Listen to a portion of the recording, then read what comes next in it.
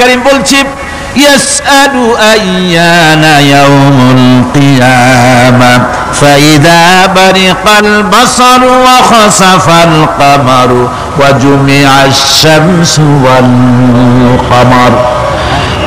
হে রাসূল, রাসূলের কাছে জিজ্ঞাসা করে কিয়ামত কবে হবে? আল্লাহ পাক বলেন, বলে দিন যেদিন চন্দ্র তার আলো হারিয়ে ফেলবে, যেদিন সূর্য তার আলো হারিয়ে ফেলবে, আর চন্দ্র আর সূর্য সব একাকার হয়ে যাবে।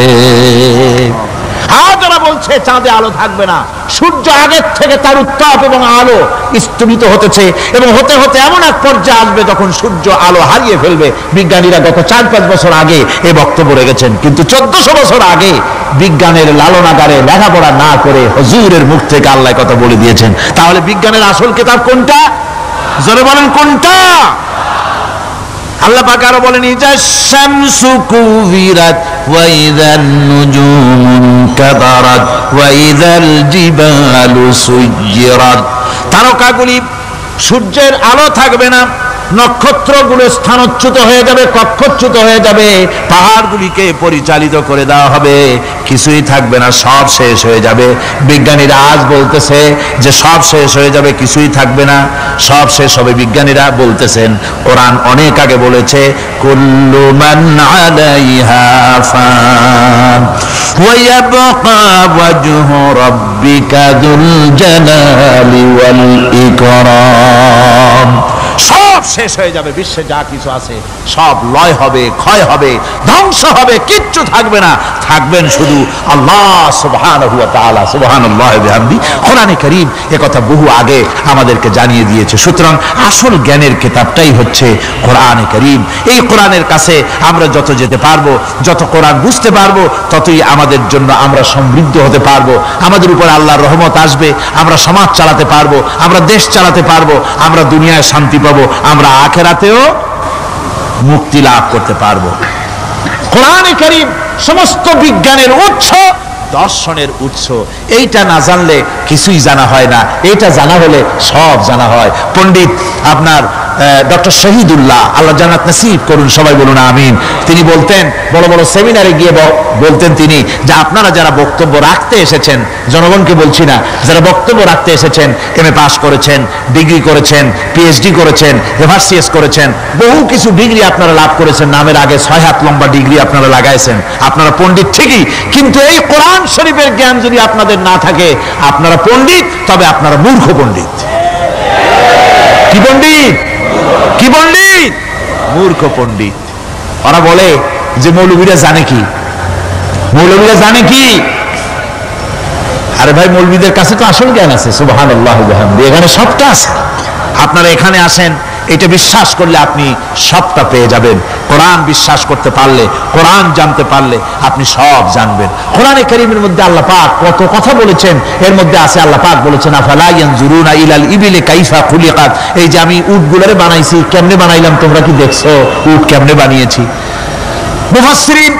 মুফাসসিরিনে কেরাম এর উপরে অনেক আলোচনা করেছেন। তারা বলেছেন যে উট মরুভূমির জাহাজ, তারপরে উটের পিঠে একটা চুট আছে, কোন কোন উটের পিঠে 2টা চুট আছে, মাঝখানে বসে একটারে হেলান দিয়ে আর একটা ধরে বসা যায়। আমি দেখছি 2টা চুটওয়ালা উট, আফ্রিকান উট আমি দেখেছি, যে চুট সুবহানাল্লাহ, দেখলে অবাক হয়ে যেতে হয় যে আল্লাহর কি কুদরত। উটের পৃষ্ঠে 2টা চুট, মাঝখানে আপনি বসবেন, পিছনেরটা একটা সোফা সেটের মতো, পিছনে হেলান দিলেন, আর সামনে যখন সে মরাল সমচড়াই উত্তরাই পথ দিয়ে নামা ওঠা করবে, তখন আপনি যেন পড়ে না যান, সেজন্য সামনেরটা বুকের সাথে জড়ায় ধরবেন। এরপরে কি সৃষ্টি আল্লাহর, সুবহানাল্লাহি বিহামদিহি। জিরাফগুলি দেখুন, জিরাফগুলি তার মাথা কত বড় উঁচা। লন্ডন জুতে জিরাফ দেখলাম, সেই জিরাফের দেহ থেকে তার মাথাটা 22 ফিট উঁচা। মানে তা সে যদি নিচে দাঁড়ায়, 3 তলা বিল্ডিং এর ছাদের উপরে নাস্তা দিলে তো নিচে দাঁড়ায় খাইতে পারে, এই অবস্থা। সেই জিরাফে পানি খাবে কেমনে? মাথা হলো অত উঁচায়, পিছনের ঠ্যাং 2টা খাটো, সামনের ঠ্যাং 2টো উঁচা, এখন পানি খাবে কেমনে? ওই মাথা নামাইতে গেলে ঠ্যাং তো অনেক উঁচা। আল্লাহ পাক এমন সুন্দর ব্যবস্থা করলেন, সামনের 2টা ঠ্যাং এভাবে সরায় দেওয়ার মতো। ও যখনই পানি খায় দেখলাম 2টা ঠ্যাং অনেক ছেড়ায় দেয়, দুই দিকে ঠ্যাং চলে যায়, তখন মাথাটা সহজে নিচে নামায় আসে, পানি খাইতে পারে। এই সুযোগগুলি আল্লাহ সুবহানাহু ওয়া তাআলা তিনি করে দিয়েছেন। ওমা কুল্লা আনিল খালকি গাফিলিন, আমি আমার সৃষ্টি জগৎ সম্পর্কে অমনোযোগী নহি। সুবহানাল্লাহ ওয়া বিহামদিহি। ভল্লুকগুলি কি বিরাট বিরাট একটা ভল্লুক, শ্বেত ভল্লুক দেখেছি, কৃষ্ণ ভল্লুক দেখেছি, হাঁটতেছে মনে হয় যেন পায়ের তলায় হাফসুল করা, ঠিক জুতা পায়ের তলাটা যেমন দেখা যায় ওই রকমের তলাটা, গায়ে একেবারে পশম। লোক ওই বরফের দেশে থাকতো, সেটাতে শীত কষ্ট না পায়, সেই জন্য আল্লাহ একটা কম্বল ওর গায়ে জড়ায় দিয়েছে, অটোমেটিক কম্বল। সুবহানাল্লাহ ওয়া বিহামদিহি। তো উট, আল্লাহ বলছেন উট কেমনে বানাইছি দেখছো? আফালা ইয়ানজুরুনা ইলাল ইবিলি কাইফা খুলিকাত, উট বানালাম কেমনে দেখেছিস? মানুষ অবাক হলো, আল্লাহ এত কথা থুইয়া উটের কথা বলছেন, কারণ নানান রকম মানুষ বলল। শেষ পর্যন্ত প্রাণীতত্ত্ববিদরা তারা আবিষ্কার করলেন মূল কারণটি। অনেক কারণ আছে আল্লাহ পাকে কথা বলার। উট তো মরুভূমির জাহাজ, তারপরে উট মানুষের অনেক উপকারে আসে, একথা বলা হয়েছে। প্রাণীতত্ত্ববিদরা খুঁজে খুঁজে তারা দেখতে পেয়েছে যে উটকে জবাহ করে দেখা গেছে উট সমস্ত প্রাণী বাতাস থেকে অক্সিজেন যতটা গ্রহণ করে ততটা ছেড়ে যায়, একমাত্র প্রাণী উট যে যতটা অক্সিজেন গ্রহণ করে বাতাস থেকে সবটা ছাড়ে না, 2/3 ছেড়ে দেয়, 1/3 তার লাংসের পাশে রাখার জন্য আল্লাহ পাক একটা চেম্বার তৈরি করেছেন। ওই চেম্বারের ভিতরে 1/3 অক্সিজেন থেকে যায়, কারণ পানিও রেখে, তার পানি রাখার জন্য রিজার্ভ ট্যাঙ্কি আছে, একটা রিজার্ভ ট্যাঙ্কি আছে, অক্সিজেন রাখার একটা চেম্বার আছে। এগুলি কেন? এই জন্য যে মরুভূমির ভিতরে সাইমুম শিল্পী গোষ্ঠী না, কিন্তু ঝোড়ো হাওয়া, মরুভূমির ভিতরে ঝোড়ো হাওয়া, এই ঝোড়ো হাওয়া যখন আরম্ভ হয়ে যায় তখন মানুষ বাঁচতে পারে না, মানুষ টের পাইয়া সব বাড়িতে চলে যায়। মরুভূমিতে চড়ে বেড়ায় উট, সে যাবে কোথায়? ওর তো যাওয়ার জায়গা নাই। 7 দিন 8 দিন 1 সপ্তাহ 2 সপ্তাহ পর্যন্ত এই মরুভূমিতে ঝড় চলতে থাকে, বালুর ঝড়, কিচ্ছু দেখা যায় না। ওখানে দেখছিলেন বালুর পাহাড়, কালকে আজকে দেখবেন বালুর পাহাড় এখানে চলে আসছে, এইভাবে পাহাড় তৈরি হয়ে যায়, বালি উড়ায় নিয়ে যায় বাতাসে। এই বাতাসের ভিতরে বালু উঠতে থাকে সমানে, মানুষ প্রাণী কিছুই সেখানে শ্বাস করতে পারে না, বাঁচতে পারে না। উটের মতো প্রাণী যে মরুভূমিতে থাকে ও বাঁচবে কি করে? আল্লাহ সুবহানাহু ওয়া তাআলা ওর লাংসের পাশে অক্সিজেন রাখার চেম্বার করে, পানির ট্যাঙ্কি তৈরি করে দিয়ে রেখে এমন কায়দা করেছেন, ও যখনই টের পায় যে ঝড় শুরু হবে, সাথে সাথে ঠ্যাং দিয়া মুখ দিয়া গর্ত করে বালুর ভিতরে মাথা ঢুকাইয়া 1 সপ্তাহ 2 সপ্তাহ থাকতে পারবে মাটির তলে, অক্সিজেনের অভাব হবে না। দেখো নাকি কিভাবে সৃষ্টি করেছি আমি এই সুন্দর উটকে, একবার দেখো, আর শুকরিয়া তোমার মাথা নত হবে। যত বড় কমিউনিস্ট হও, আল্লাহর জন্য সেজদা দিতে বাধ্য হবে যদি তোমার ঈমান এতটুকুনো থাকে। আল্লাহ রাব্বুল আলামিন বলেন, ইন্নাহু মান ইউশরিক বিল্লাহি ফাকাদ হারামাল্লাহু আলাইহিল জান্নাতা ওয়া মাওয়াহুন নার ওয়া মা লিয-যালিমিনা মিন আনসার। যে ব্যক্তি আল্লাহ পাকের সঙ্গে যে কেউ হোক না কেন আল্লাহর সাথে যে শিরক করবে, আল্লাহ রাব্বুল আলামিন তার জন্য জান্নাতকে হারাম করে দিবেন। নাউযুবিল্লাহ পড়ে, তাকে আল্লাহ পাক জাহান্নাম দিবেন। কোথায় দিবেন? জাহান্নামের মধ্যে আল্লাহ পাক তাকে প্রবেশ করাবেন। সুতরাং এই শিরক হচ্ছে ক্ষমার অযোগ্য। আল্লাহ পাক শিরকের গুনাহ কখনো ক্ষমা করবেন না, একথা যেন আমাদের সকলেরই মনে থাকে। আল্লাহ ব্যতীত অন্য কাউকে ডাকা, কারো কাছে ফরিয়াদ করা, আল্লাহর সমকক্ষ মনে করা সম্পূর্ণরূপে শিরক। আল্লাহ পাক বলছেন, ওয়ালা তাদউ মিন দুনিল্লাহি মা লা ইয়ানফাউকা ওয়ালা ইয়াদুররুকা ফাইন ফাআলতা ফাইন্নাকা ইযাম মিনাল যালিমিন। আল্লাহকে ছেড়ে এমন কোন সত্তা কি দেখো না যারা তোমার কোনো উপকার করতে পারে না, তোমার কোনো ক্ষতিও করতে পারে না, তোমার কোনো উপকারও করতে পারে না। এগুলি যেমন মূর্তি পূজার ব্যাপারে বলা হয়েছে, এগুলি ঠিক তেমন দুনিয়ার ভালো মন্দ সবটাই হচ্ছে আল্লাহ রাব্বুল আলামিনের হচ্ছেন এর মালিক। সুতরাং ভালো মন্দ সবটার জন্য হাত পাততে হবে কেবলমাত্র কার কাছে? আল্লাহ পাকের কাছে। জোরে বলেন কার কাছে? দেখুন আল্লাহ পাক তার রাসূলকে কি কথা বলছেন। আল্লাহ রাব্বুল আলামিন তার হাবিবকে বলছেন, ওয়াইয়ামসাসকাল্লাহু বিদুররিন ফালা কাশিফা লাহু ইল্লা হুয়া। আল্লাহ রাব্বুল আলামিন তিনি যদি তোমাকে কোনো বিপদ দেন, তাহলে পৃথিবীর এমন কেউ নাই যে সে বিপদ থেকে তোমাকে রক্ষা করতে পারে বা ঠেকাতে পারে। ওয়াইয়ুরিদকা বিখাইরিন ফালা রাদ্দা লিফাদলি। আর যদি আল্লাহ পাক আপনার কোনো ভালো করতে চান, উপকার করতে চান, তার থেকে সেই উপকার থেকে আপনাকে কেউ ফিরায় রাখতে পারবে না। তার মানে হলো আপনাকে যদি আল্লাহ ক্ষতি করতে চান, তা কেউ সেই ক্ষতি থেকে বাঁচাতে পারবেন না। আর যদি উপকার করতেও চান, তাও কেউ ঠেকাতে পারবে না। ভালো মন্দ যেটাই হোক সবটার মালিক হতেছেন আল্লাহ পাক। কে মালিক? আল্লাহ সুবহানাহু ওয়া তাআলা। এই কথাগুলি আমাদের কলিজার মধ্যে বদ্ধমূল হতে হবে। আমি এগুলি প্রায় প্রতি বছরই শিরকের ব্যাপারে কিছু না কিছু কথা বলি। তার কারণ হচ্ছে মূল আকীদা হচ্ছে আমাদের তাওহীদ। তাওহীদের উপরে প্রতিষ্ঠিত হতে হবে। একটা বিল্ডিং তৈরি করবেন, বিল্ডিংটার স্থায়িত্ব নির্ভর করবে আপনার সিমেন্ট ভেজাল কিনা। সিমেন্টের চাইতে যদি বালু বেশি দেন, পরিমাপের চাইতে যদি সিমেন্ট কম হয় বালু বেশি হয়, অথবা বালু সিমেন্টে যদি মাটি মিশানো থাকে, এ দিয়ে যদি কোনো বিল্ডিং তৈরি হয়, সামান্য ভূমিকম্প বা জোরে বাতাস আসলেই বিল্ডিংটা কাত হয়ে পড়ে যাবে, ঠিক কিনা? একটা বিল্ডিং টিকে থাকে তার ফাউন্ডেশনের উপরে, কিছুর উপরে টেকে, ফাউন্ডেশনের উপরে টেকে। অনুরূপ ভাবে ইবাদতের ফাউন্ডেশন, মুসলমানের ইমানের ফাউন্ডেশন তার তাওহীদের উপরে। তাওহীদ যত মজবুত, ইমান তত মজবুত, আকীদা তত মজবুত। আর এখানে যার অসুবিধা হয়ে যাবে, নড়বড়ে হয়ে যাবে, এই ইমান রূপ, ইবাদত রূপ, তাওহীদ রূপ এই ইমারত টিকতে পারবে না। সেই জন্য শিরক থেকে সম্পূর্ণরূপে আমাদেরকে বাঁচতে হবে। বন্ধুগণ, আমাদের দেশে মানুষেরা শিরকের মধ্যে বেশি মুবতালা হয়, বেদাতের ভিতরে বেশি পরিমাণ মুবতালা হয়। আর এক শ্রেণীর তথাকথিত আলেম এই শিরক এবং বেদাতের ব্যাপারে ওয়াজ করে জনগণকে উদ্বুদ্ধ করে তা করার জন্য।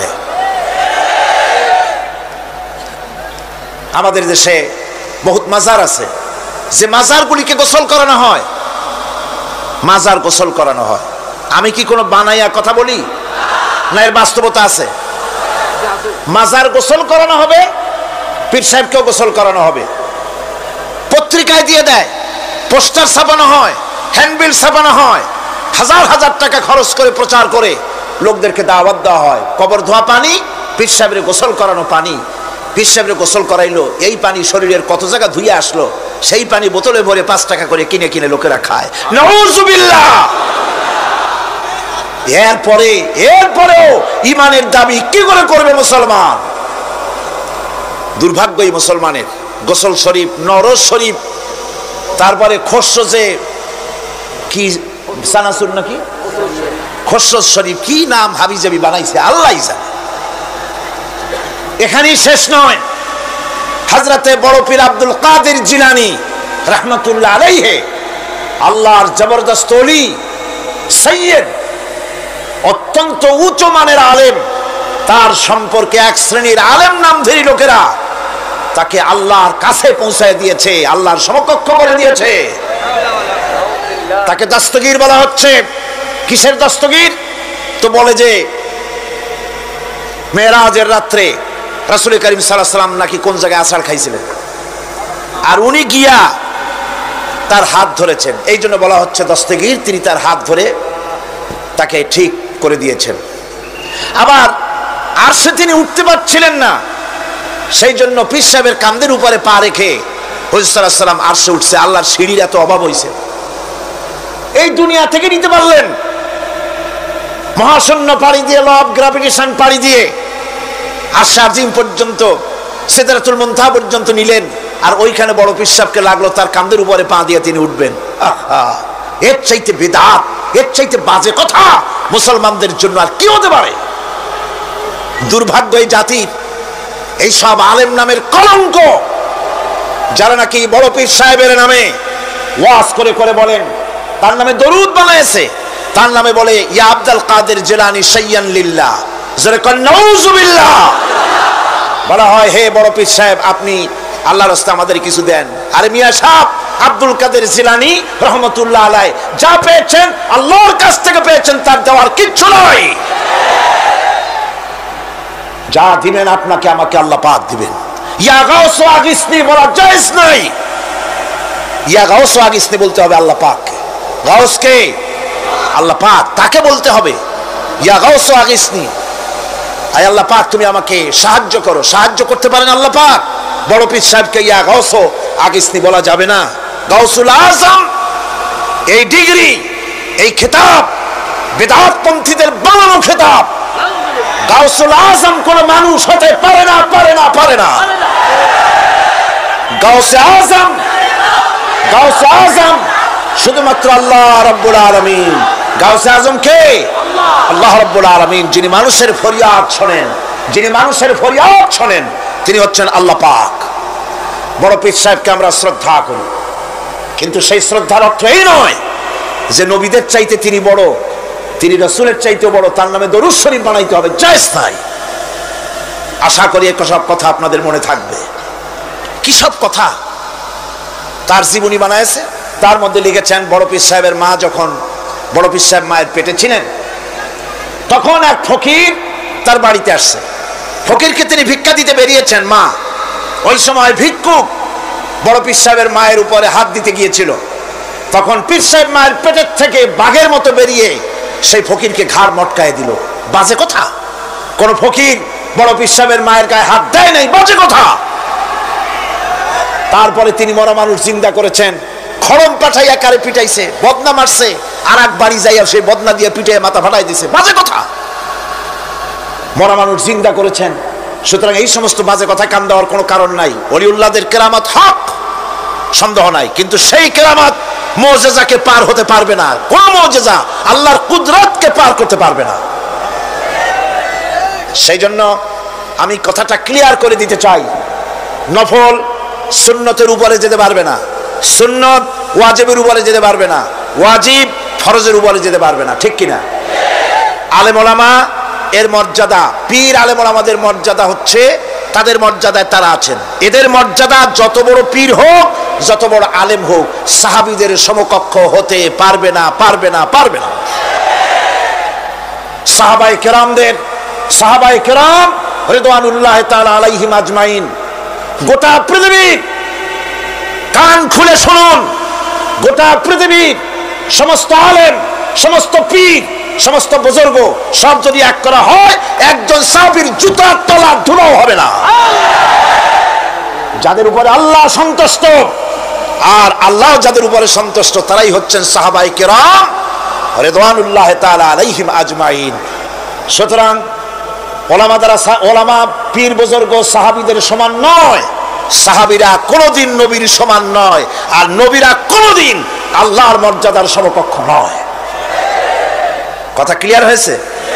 সুতরাং আজ আমাদেরকে বুঝতে হবে ওয়াইয়াকা নাস্তাইন, ইয়াকা নাবুদু, তোমার ইবাদত করি, ওয়াইয়াকা নাস্তাইন, কেবল তোমার কাছেই সাহায্য চাই।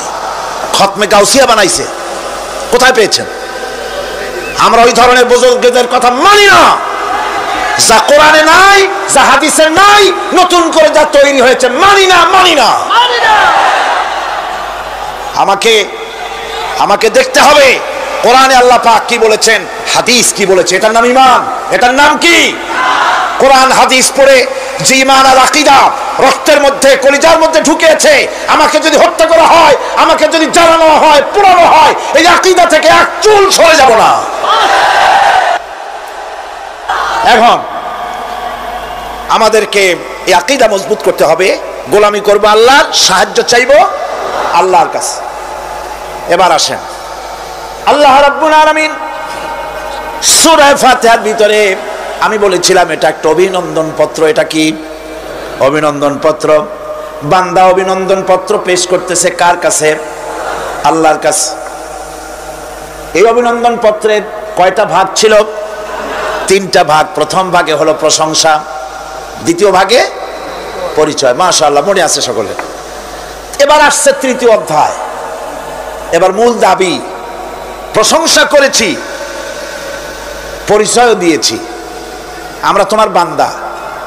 এবার প্রশ্ন হচ্ছে চাও কি? পরিচয় তো শুনলাম, চাও কি? আল্লাহ রাব্বুল আলামিন আমাদেরকে শিখাই দিলেন কত বড় মেহেরবান তিনি, কত দয়ালু তিনি। তার কাছে চাওয়ার ভাষাটাও তিনি আমাদের শিখাই দিলেন। জনে কোন সুবহানাল্লাহ। রব্বুল আলামিন আমাদের শিখালেন এভাবে চাও, ইহদিনাস সিরাতাল মুস্তাকিম সিরাতাল্লাযীনা আন'আমতা আলাইহিম গায়রিল মাগদুবি আলাইহিম ওয়ালাদ-দাল্লিন। হায় আল্লাহ, ইহদিনাস সিরাতাল মুস্তাকিম, একটা রাস্তা চাই, সহজ সরল সঠিক একটি পথ চাই তোমার কাছে। সেই পথটা চাই যে পথ হচ্ছে নিয়ামত প্রাপ্তদের, অভিশপ্ত এবং পথভ্রষ্টদের পথ নয়। যে পথ নিয়ামত প্রাপ্তদের, ওই ধরনের একটা পথ আমরা চাই।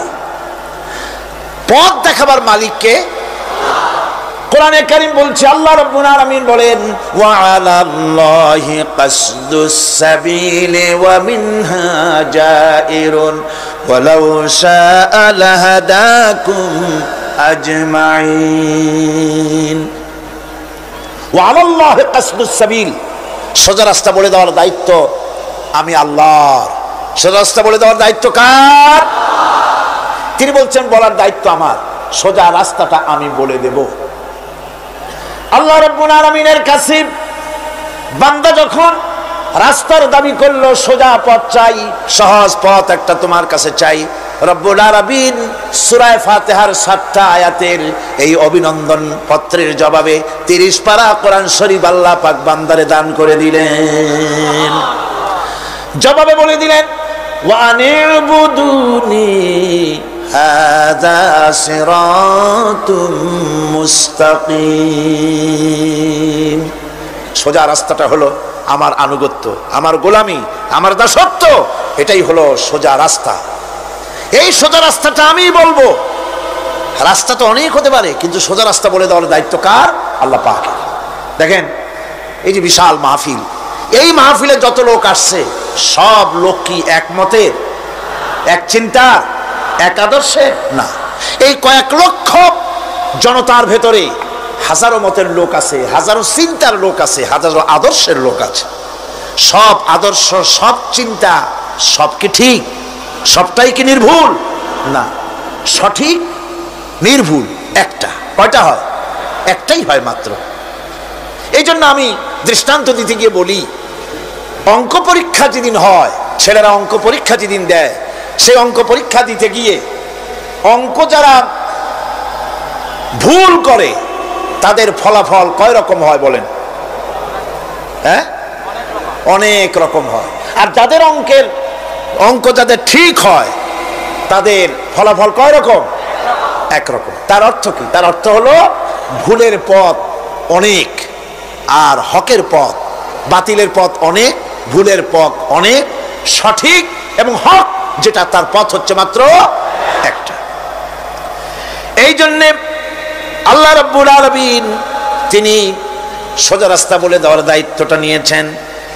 কোরআন বলছে প্রত্যেকটি সৃষ্টির শুরু হতে শেষ পর্যন্ত 4টা স্তর পার হতে হয়। তার সর্বশেষ স্তর হলো হেদায়াত। 4টে স্তর পার হওয়ার সর্বশেষ স্তর হচ্ছে হেদায়াত। আল্লাযী খালাকা ফাসাওয়া ওয়াল্লাযী কাদ্দারা ফাহাদা। তিনি সকল বস্তুকে সৃষ্টি করেন এবং তারপর তার পরিমাপ, তার কর্মপথ, তার হেদায়েত তিনি দিয়ে দেন। তার মানে হচ্ছে তিনি সৃষ্টি করেন, সামঞ্জস্য রাখেন, পরিমাপটা ঠিক করেন এবং পথের নির্দেশ দেন। সৃষ্টি করেই ছেড়ে দেন না, তার হেদায়েত দিয়ে দেন। তার পরিমাপটা ঠিক করেন, সামঞ্জস্য করেন। কিরকম? দেখুন, আপনি যখন দাঁড়ান তখন আপনার পায়ের উপরে হাঁটু থেকে হাঁটুর নিচের যে অংশটা পা পর্যন্ত, ওইটাকে কি কয়? পা, নলা। এই তো ঠিক বলছেন, নলা। আপনারা আমাকে সাহায্য করবেন যেখানে আমি আটকে যাই। নলা, এই নলাটা পায়ের সেন্টারে যদি রাখা হতো, বোঝেন ভালো করে, পায়ের সেন্টারে এই জায়গাটা, এটা ধরুন পা, এই জায়গাটায় যদি হতো পায়ের নলাটা, হয় সিটায় পড়তেন না হয় ফুটোয় পড়তেন। আল্লাহ পাক বলছেন শুধু সৃষ্টি করি না, সামঞ্জস্য এবং পরিমাপ ঠিক করি। মাপ মতো পাটা সামনে গোড়ালির কাছে নলাটা বসায় দেওয়া হয়েছে, যাতে আপনি চিত না হন, ভুটো হয়ে না পড়েন। সুবহানাল্লাহ কইতে ইচ্ছা করে না? এই নলাটা যদি আঙ্গুলের দিকে আসতো আর পাটা যদি পিছনের দিকে বেশি অংশ থাকতো, যতই সামনে হাঁটতেন ততই পিছনে চলে যেতেন।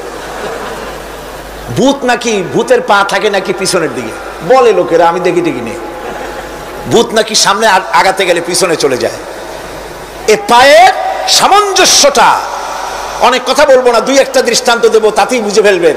আল্লাহ পাক বলেন শুধু সৃষ্টিই করি না, তার সামঞ্জস্য এবং পরিমাপকে ঠিক করে দেই।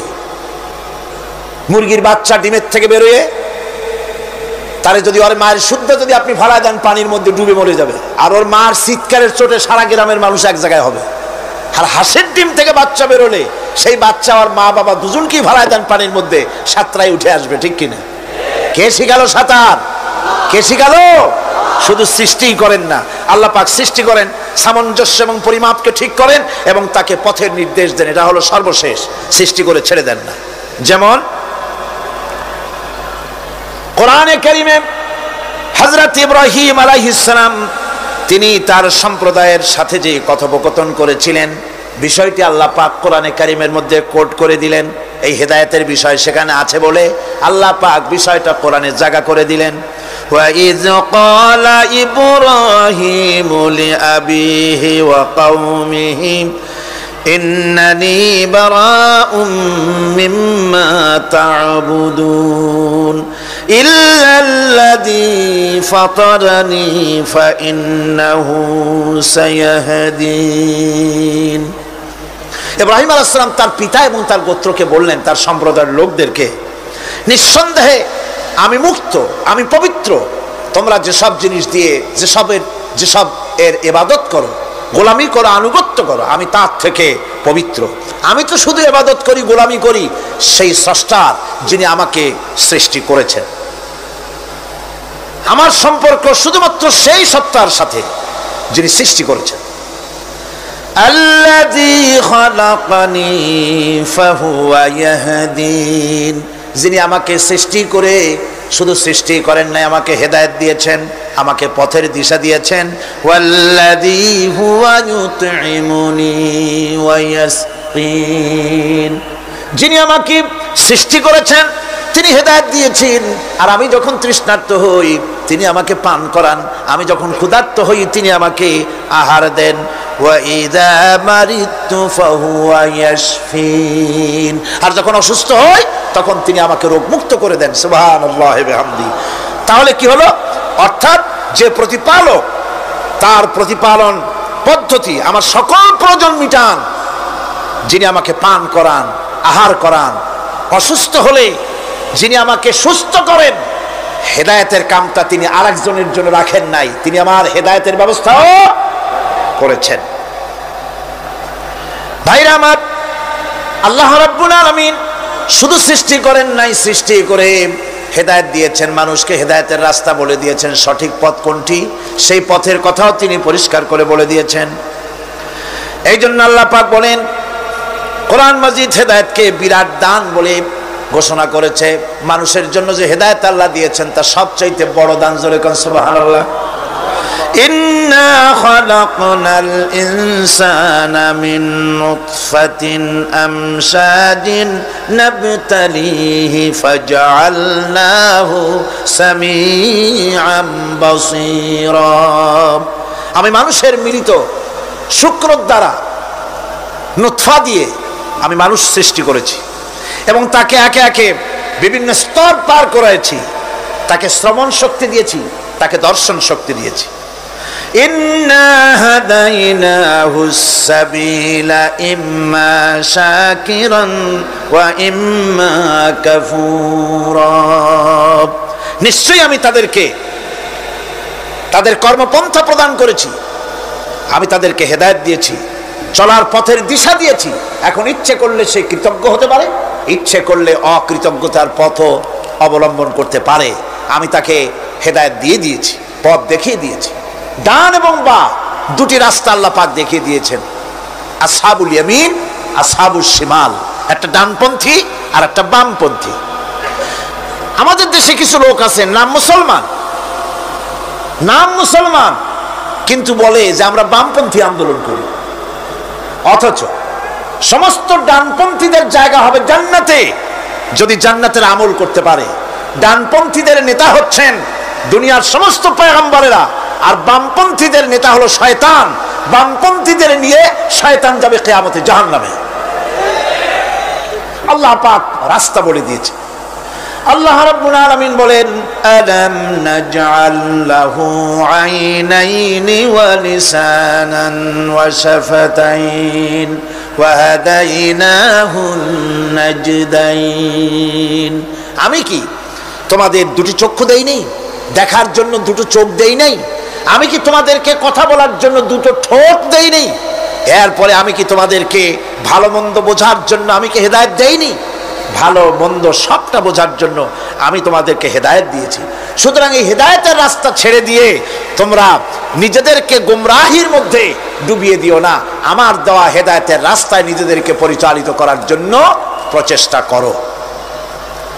আল্লাহ পাক বলেন, والذين جاهدوا فينا لنهدينهم سبلنا وإن الله لمع المحسنين। যারা আমাকে পাওয়ার জন্য সাধনা করেছে তাদের পথ প্রদর্শন করা আমার জন্য অবশ্য কর্তব্য। অন্য জায়গায় আল্লাহ পাক বলেছেন, ওমান ইয়াত্তাকিল্লাহা ইয়াজআল লাহু মাখরাজা। যে ব্যক্তি আমাকে ভয় করে চলে, আমার প্রতি আশা করে, ভরসা করে, তার জন্য আমি রাস্তা তৈরি করে দিই। সুবহানাল্লাহ। সুতরাং হেদায়েত আল্লাহ পাক দিয়েছে, এমন নয় যে যিনি রাস্তা তৈরি করেন নাই। কোরআন খোদাই হেদায়েতের নাম দিয়েছে হুদা। খোদাই হেদায়েতের নাম কি? হুদা। এই কোরআনের এক নাম হচ্ছে, এই কোরআনের এক নাম কি? কোরআন বলছি, فمن تبع هداي فلا خوف عليهم ولا هم يحزنون। আমার এই কোরআন, এই হেদায়েত যারা মানবে, এটাকে যারা অনুসরণ করে চলবে, এটার আইন কানুন যারা মেনে চলবে, ওদের জন্য কোনো ভয় নাই, কোনো চিন্তাও নাই, কোনো ভয় নাই, কোনো চিন্তা নাই যারা এই কোরআনের হেদায়েতকে মেনে চলবে। আল্লাহর হেদায়েত হলো সবচেয়ে বড় হেদায়েত। আল্লাহ পাক বলছেন, কুল ইন্না হুদাল্লাহি হুয়াল হুদা ওয়া উমিরনা লিনুসলিমা লিরাব্বিল আলামিন। হে রাসূল, আপনি বলুন, আল্লাহর হেদায়েত হলো সবচেয়ে বড় হেদায়েত। অর্থাৎ আল্লাহ যে রাস্তা দিয়েছেন, আল্লাহ যে কোরআন দিয়েছেন, এর থেকে বড় হেদায়েত মানুষের জন্য আর কিছু হতে পারে না। আল্লাহ পাক বলেন, ওয়ালান তারদা আনকাল ইয়াহুদু ওয়ালান নাসারা হাত্তা তাত্তাবিআ মিল্লাতাহুম কুল ইন্না হুদাল্লাহি হুয়াল হুদা। স্মরণ রাখুন হে নবী, ইহুদিরা, খ্রিস্টানেরা কিছুতেই আপনার প্রতি খুশি হবে না যতক্ষণ পর্যন্ত আপনি ইহুদি হবেন অথবা খ্রিস্টান হবেন। ওরা কোনোদিন মুসলমানদের উপরে রাজি হবে না, খুশি হবে না। মনে রাখতে হবে, একমাত্র সঠিক পথ ইহুদিদের পথ সঠিক নয়, নাসারাদের পথ সঠিক নয়। আসল পথ হলো আল্লাহ পাকের পথ। কার পথ আসল? আসল রাস্তা, আসল পথটি আল্লাহ পাক কোরআনে কারীমের মধ্যে বিশদভাবে বলে দিয়েছেন। এবং ইহদিনাস সিরাতাল মুস্তাকিমের ব্যাপারে আল্লাহ পাক কোরআনে সাফ করে বলে দিয়েছেন যে আমি এর বিনিময় তোমাদেরকে কোরআন দিলাম। বস্তুত ইহদিনাস সিরাতাল মুস্তাকিম এর জবাব হলো, ওয়া ইন্নাল্লাহা রাব্বি ওয়া রাব্বুকুম ফা'বুদুহু হাযা সিরাতুম মুস্তাকিম। নিঃসন্দেহে আল্লাহ তোমাদের এবং আমাদের রব। আর সুতরাং তারই উপাসনা করতে হবে, এটাই দ্বীনের সরল পথ, আর এটা কোনো নতুন পথ নয়। আল্লাহ যে পথটা দিয়েছেন রাসূল করিম সাল্লাল্লাহু আলাইহি ওয়াসাল্লামের মাধ্যমে, সেটা কি কোনো নতুন পথ না। কোরআন বলছে এটা নতুন পথ নয়। শারা'a লাকুম মিনাদ দীন মা ওয়াসসা বিহি নূহান ওয়াল্লাযী আওহাইনা ইলাইকা ওয়া মা ওয়াসাইনা বিহি ইব্রাহিম ওয়া মূসা ওয়া ঈসা আন আকিমুদ-দীন ওয়া লা তাতাফাররাকু ফীহি। শারা'a লাকুম মিনাদ-দীন, এই দিন তিনি তোমাদের জন্য সেই দিনই মনোনীত করেছেন যা হযরতে নূহ আলাইহিস সালাম এর উপরে তিনি ওসিয়ত করেছেন। যা ওসিয়ত করা হয়েছিল, নসিহত করা হয়েছিল হযরতে নূহ আলাইহিস সালামের প্রতি, তিনি মনোনীত করেছিলেন হযরত নূহ আলাইহিস সালামকে এই দ্বীনকে প্রচার করার জন্য। আর যার উপরে চলার জন্য হযরত ইব্রাহিম, হযরতে মূসা, হযরত ঈসাকে নির্দেশ করা হয়েছিল। তাদের সকলের শিক্ষাই ছিল একটা, যে আল্লাহ পাকের দ্বীনকে প্রতিষ্ঠা করো, আর এই ব্যাপারে কোন রকমই নিজেদের মধ্যে পার্থক্য, মত পার্থক্যের সৃষ্টি করো না।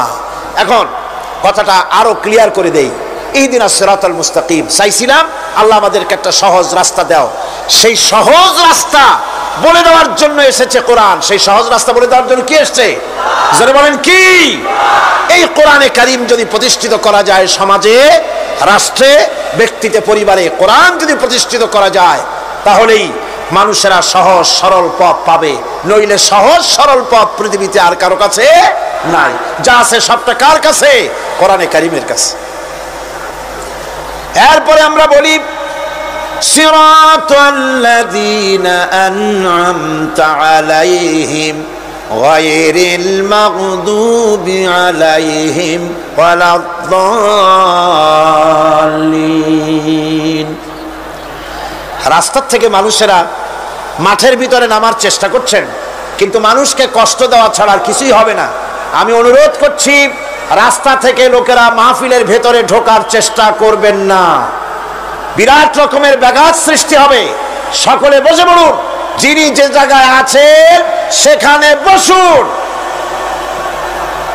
চাপ সৃষ্টি করবেন না, বসুন। আপনারা দাঁড়ালে আরো বিশৃঙ্খলার সৃষ্টি হবে। কোরআনের মাহফিল, খবরদার বেয়াদবি করবেন না, কেউ দাঁড়াবেন না। যারা দাঁড়িয়েছেন বসেন, আর জোরে সোরে জিকির করেন লা ইলাহা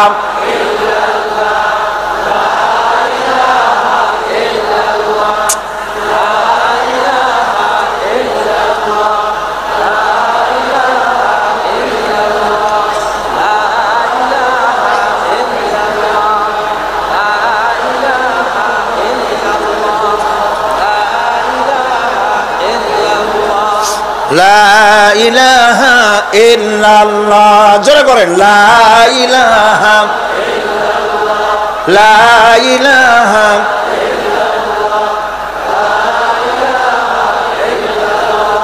লা ইলাহা ইল্লাল্লাহ মুহাম্মাদুর রাসূলুল্লাহ। আল্লাহ আল্লাহ আল্লাহ আল্লাহ আল্লাহ আল্লাহ আল্লাহ আল্লাহ। আরো জোরে করেন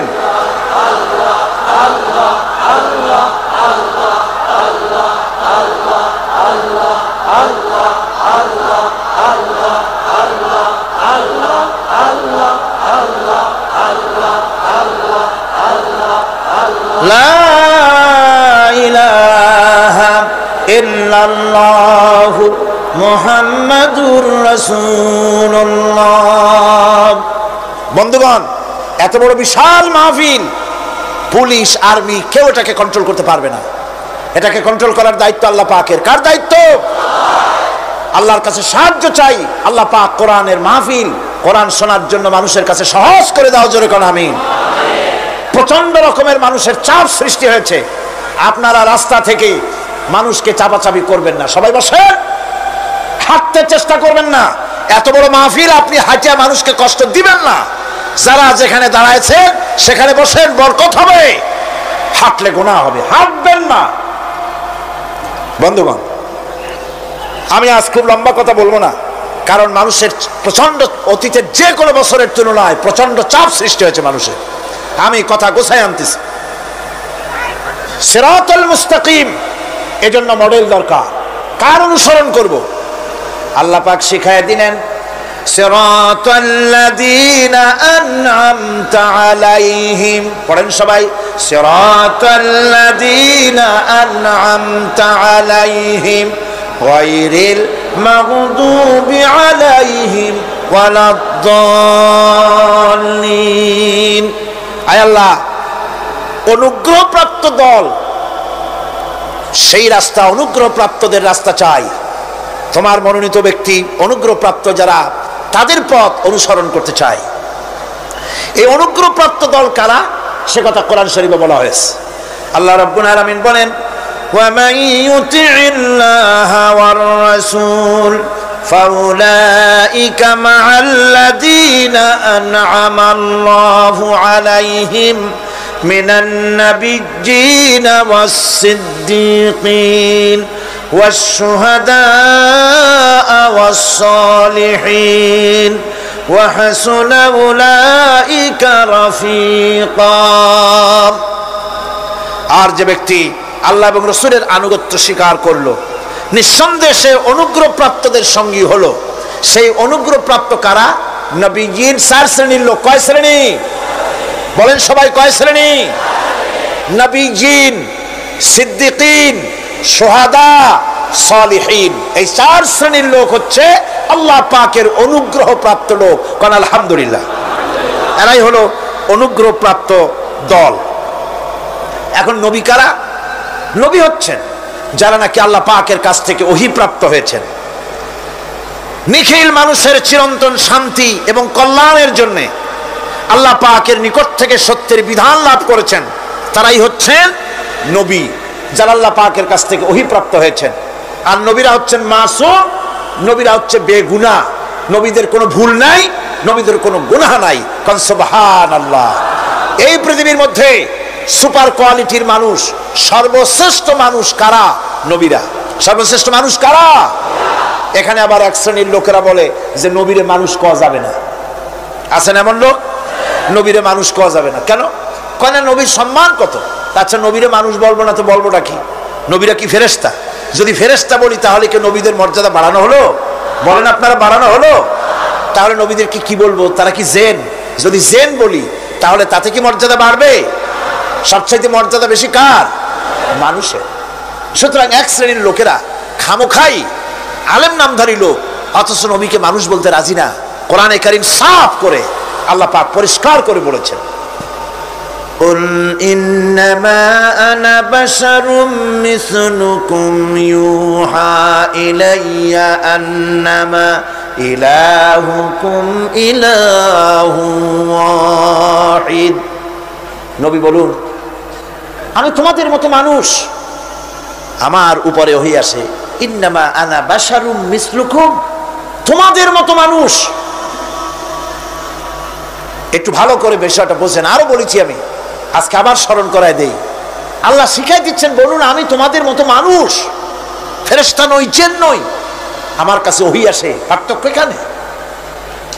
তবে আরো পার্থক্য আছে, সেটা হচ্ছে আমরা হচ্ছি সাধারণ মানুষ, নবীরা হচ্ছেন অসাধারণ মানুষ। সুবহানাল্লাহ। আমরা হচ্ছি মানব, রাসূল আল্লাহর পয়গম্বররা হচ্ছেন মহামানব। কথা বুঝে আসছে?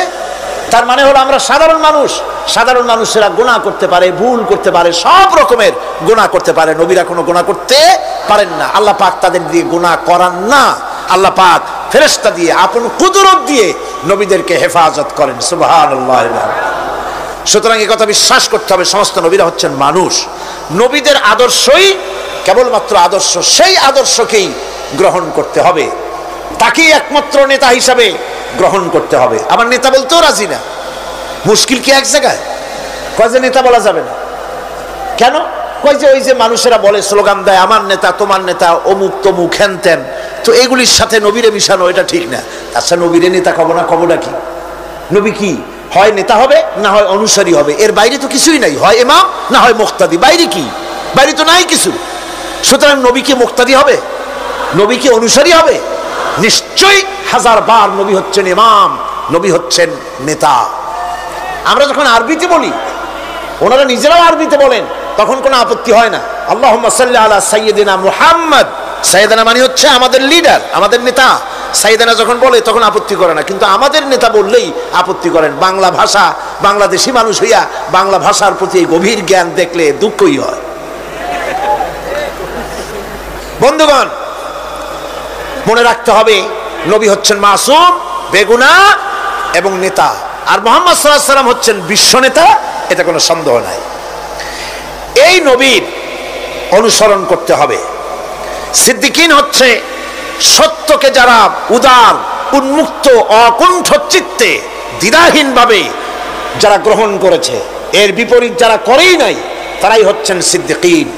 হযরতে, যেমন একটা দৃষ্টান্ত, হযরতে আবু বকর সিদ্দিক রাদিয়াল্লাহু তাআলা আনহু, মেরাজ থেকে হুজুর ফিরে এসেছেন সকালবেলায়, ফজরের নামাজ পড়ে বসেছেন কাবা শরীফে, তিনি বসে আছেন। তো তখন আবু জাহেল আসছে, এসে বলছে, মুহাম্মদ সাল্লাল্লাহু আলাইহি ওয়াসাল্লাম, প্রত্যেক দিনই তো নতুন নতুন কথা কও, আজকে কোনো নতুন কথা আছে? হুজুর বললেন, হ্যাঁ নতুন কথা আছে। কি? বলে, এই তো শেষ রাত্রে জিবরাইল আসছিল, আমারে নিয়ে গেল বাইতুল মুকাদ্দাসে, জেরুজালেমে গিয়ে নামাজ পড়লাম, ওইখান থেকে মহাকাশ পাড়ি দিলাম, 7 আকাশ পাড়ি দিলাম, সিদরাতুল মুনতাহা গেলাম, আরশে আজিম ভ্রমণ করলাম, আল্লাহর সাথে কথা কইলাম, জান্নাত জাহান্নাম দেখলাম, তারপরে আবার এই আয়েশা নামাজ পড়িয়া তোমাদের সাথে কথা বলতেছি। আবু জাহেল কয় যে, খাইস, যাও, মাথা টাথা একটু ভালো ছিল, এখন তাও সর্বনাশ হয়ে গেছে। কয়, মুহাম্মদ সাল্লাল্লাহু আলাইহি ওয়াসাল্লাম, তুমি যা বললা এই কথাটা আমি কি হুবহু মানুষের কাছে বলবো? হুজুর বলছেন, অবশ্যই বলো গিয়ে। আবু জাহেল চিন্তা করলো, দিস ইজ দ্য মোমেন্ট, এটাই হলো আসল সুযোগ পেয়ে গেছে মানুষকে বিভ্রান্ত করার জন্য। সবার আগে ছুটে চললো হযরত আবু বকর রাদিয়াল্লাহু তাআলা আনহুর বাড়িতে, যে বলছেন, আবু বকর শুনেছো? বলে, কি? মুহাম্মদ সাল্লাল্লাহু আলাইহি ওয়াসাল্লাম এই রকমের কথা বললো, বেচারার মাথাটা যাও ভালো ছিল, শেষ। হুজুর বলছেন, আবু জাহেল, আমার রাসূল কি এরকম বলেছেন? আবু জাহেল বলছে, আমার নিজ কানে শুনে আসলাম, এখনো তিনি সেখানে বসা। হযরত আবু বকর বলেন, আবু জাহেল, আমার আল্লাহর নবী তিনি যদি এরকম কথা বলে থাকেন, তাহলে আমি কোনো সন্দেহ পোষণ করি না, অবশ্যই আল্লাহ রাব্বুল আলামিনের হাবিব যা বলেছেন তা সত্য। হযরত আবু বকর রাদিয়াল্লাহু তাআলা আনহু মসজিদে হারামে আসলেন, হুজুরকে জিজ্ঞেস করলেন, হুজুর, আবু জাহেল আমাকে এই সব কথা বললো, এগুলি কি ঠিক? হুজুর বললেন, হ্যাঁ। তিনি ঘটনা বয়ান করলেন। হযরত আবু বকর বললেন, হে রাসূল, আপনি যা বলেছেন সত্য বলেছেন, আপনার মেরাজ ঠিক হয়েছে, সঠিক হয়েছে, সন্দেহ নাই। হুজুর বলেন, আবু বকর, তুমি তো শুধু আবু বকর নাও, তুমি সিদ্দিক। সত্যকে যারা অকুণ্ঠ চিত্তে, অকুণ্ঠ চিত্তে, দ্বিধাহীন ভাবে যারা সত্যের সামনে মাথা নত করেছে, গ্রহণ করে নিয়েছে, দ্বিমত পোষণ করে নাই, কোন রকমের দুষ্ট বুদ্ধির আশ্রয় গ্রহণ করেনি, উল্টাপাল্টা করেনি, এই সমস্ত মানুষেরই হলো সিদ্দিক। আর এদের দলকেই সিদ্দিকিন বলা হয়। তাহলে নবীয়িন, সিদ্দিকিন, এনারা হচ্ছেন নেয়ামত প্রাপ্ত। 3 নম্বরে হচ্ছে শুহাদা, সত্যকে যারা যারা সত্যের সাক্ষী দিয়েছে, সত্যের সাক্ষ্যদাতা। সত্য হচ্ছে ইসলাম। সত্য কি? ইসলাম। সত্য হচ্ছে আল্লাহ, সত্য হচ্ছে নবী, সত্য হচ্ছে কোরআন, সত্য হচ্ছে হাদিস। এই মহাসত্যকে যারা স্বীকৃতি দিয়েছে, নিজেদের কথা দিয়ে, কাজ দিয়ে, ধন দিয়ে, সম্পদ দিয়ে, এমনকি নিজের জীবনটা এই রাস্তায় বিলিয়ে দিয়ে, মহাসত্যের চিরস্থায়ী সাক্ষী দিয়ে দুনিয়া থেকে যারা বিদায় হলেন, ওনারা হচ্ছেন শহীদ। আজ রাস্তাঘাটে শহীদ হয়, যার তার নামের আগে শহীদ বসায় দেয়। শহীদ এত সোজা জিনিস নয়।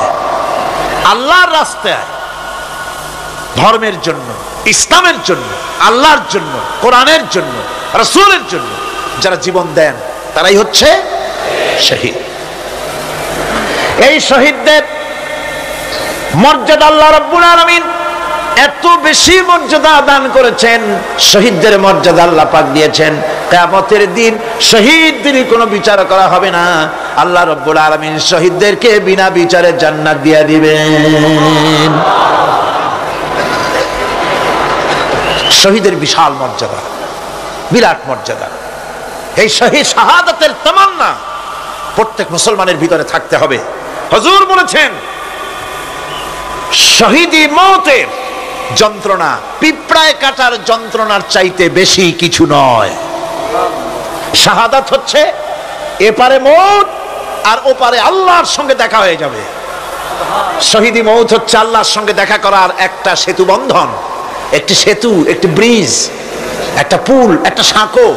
এপারে দুনিয়া, ওপারে আল্লাহ পাকের সঙ্গে দেখা হবে। সুবহানাল্লাহ। ভাইরা, ইসলামের জন্য যারা জীবন দিলেন, যারা শাহাদাত বরণ করলেন, তারা জাতির সম্মানের পাত্র।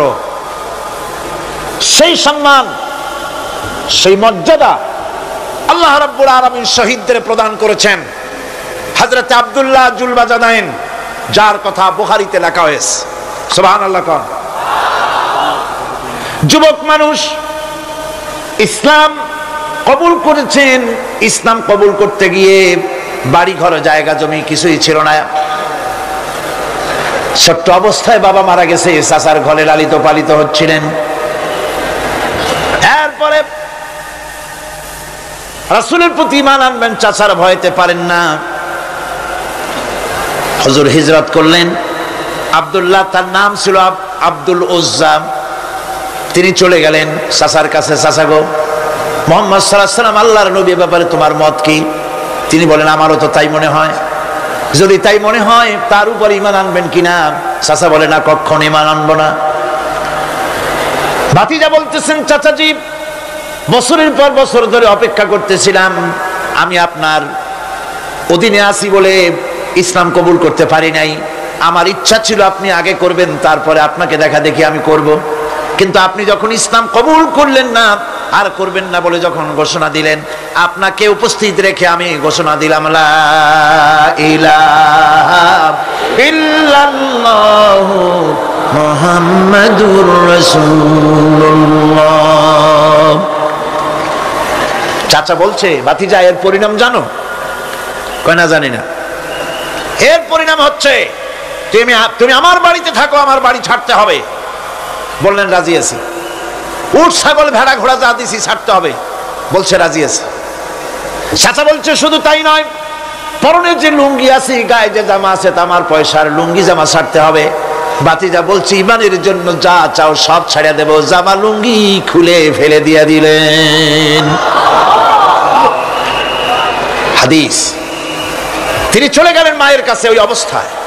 মা এই যুবক ছেলেকে উলঙ্গ অবস্থায় দেখে দুই হাত দিয়ে নিজের চোখ চেপে ধরেছেন। বাবা, তোমার এই অবস্থা কেন? ছেলে বলছেন, মা, ঈমান আনার কারণে আমার এই অবস্থা হয়েছে। মা বলে, বাবারে কি চাও আমার কাছে? আব্দুল উজ্জা বলছে, মা কিচ্ছু চাই না, একটুখানি কাপড় আমারে দাও, আমি বিশ্ব নবী মুহাম্মদ সাল্লাল্লাহু আলাইহি ওয়াসাল্লামের খেদমতে যেতে চাই। মায়ের কাছে পুরানা কম্বল ছিল, কম্বলটা তিনি দিয়ে দিলেন। হযরতে এখনো তো সে মুসলমান হয়নি, ওই কম্বলটা ছিঁড়ে নিয়ে দুই টুকরা করে কম্বলটা পরলেন, আদাটা তাতে করে হাঁটু ঢাকে না, আর একটা কোন রকম গায়ে দিলেন। এরপরে হেঁটে হেঁটে কষ্ট করে মদিনায় চলে গেলেন। মসজিদে নববীর ভিতরে ঢুকে দরজার কাছে বসা বিশ্বনবী জনাবে মুহাম্মদ রাসূলুল্লাহ সাল্লাল্লাহু আলাইহি ওয়াসাল্লাম মসজিদে নববীতে, যুবক, হাঁটুর উপরে কাপড়, মাথার চুল উস্কো খুস্কো চেহারা, ক্ষুধার্ত চেহারা। হুজুর জিজ্ঞেস করছেন, তুমি কে? তিনি বললেন, আমার নাম আব্দুল উজ্জা। তোমার এই অবস্থা কেন? তিনি বললেন, হুজুর ঈমান আনার জন্য বাড়ি ঘর জায়গা জমিন উট বাছুর সব হারাইছি, এমনকি পরনের লুঙ্গিও আমার দেয় নাই, মার কম্বলটা ছিড়িয়ে এনেছি। নবীজি আসহাবে সুফফার ভিতরে তাকে বসতে দিলেন, তাকে থাকতে দিলেন, আর বললেন তারে কোরআন শরীফ শিখাবা। আব্দুল উজ্জাকে হুজুর বললেন, তোমার নাম উজ্জা নয়, তোমার নাম আব্দুল্লাহ। হাদিস শরীফে এসেছে আল্লাহর কাছে দুইটা নাম বেশি প্রিয়, একটা হচ্ছে আব্দুল্লাহ আর একটা হচ্ছে আব্দুর রহমান। মুসলমান হলেন। এরপরে আসহাবে সুফফার মধ্যে বসে আছেন, কোরআন শরীফ জোরে জোরে তেলাওয়াত করেন। আসহাবে সুফফা রাসূলের কাছে নালিশ করলেন, অভিযোগ করলেন, হুজুর এই আব্দুল্লাহর কোরআন শরীফ এত জোরে পড়ে, তার চিল্লানির জ্বালায় আমরা বিশ্রাম করতে পারি না। নবীজি বললেন, সাহাবীরা, আব্দুল্লাহ আব্দুল্লাহকে বেশি করে চিল্লাইতে দাও, বাধা দিও না, কারণ তার ঈমান বড় দামের ঈমান হয়েছে, ঈমান আনতে গিয়ে কিছু আনতে পারে নাই। তাকে বাধা দিও না, প্রাণ ভরে চিল্লাইতে দাও, জোরে জোরে পড়তে দাও। ইতিমধ্যে তাবুকের যুদ্ধের জনদামামা বেজে উঠেছে। রোমান সৈন্যরা হুজুরের সঙ্গে যুদ্ধ করবে, জিহাদ করবে, ইসলামকে পরাজিত করার জন্য তারা আক্রমণের প্রস্তুতি নিল। নবীজি রোমানদের সঙ্গে লড়াই হবে বলে সাহাবায়ে কেরামদের কাছে সাহায্য চাইলেন, যার কাছে যা আছে অস্ত্রপাতি জমা করো, টাকা দাও, পয়সা দাও। সবাই মিলে দিতে লাগলেন। দিতে দিতে মহিলারা গলার হার, নাকের ফুল, কানের দুল হুজুরের সামনে স্তূপ হয়ে গেছে, টাকা কড়ি, সোনা দানা সব শুদ্ধ। হুজুর বলছেন, সাহাবীরা সবাই তো সব জিনিস দিলে, আমার আবু বকর রে দেখি না কেন? হযরত আবু বকর রাদিয়াল্লাহু তাআলা আনহু একটা পিলারের আড়ালে দাঁড়ানো ছিলেন। হুজুরের ডাক শুনে তিনি আসলেন, হাতে ছোট্ট একটা থলি, চোখে পানি। থলিটা হুজুরের হাতে তুলে দিলেন।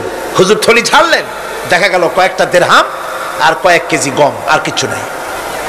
হুজুর তাকালেন, দেখছেন আবু বকর রাদিয়াল্লাহু তাআলা আনহু চোখের পানিতে দাড়ি ভিজে ভিজে পড়তেছে।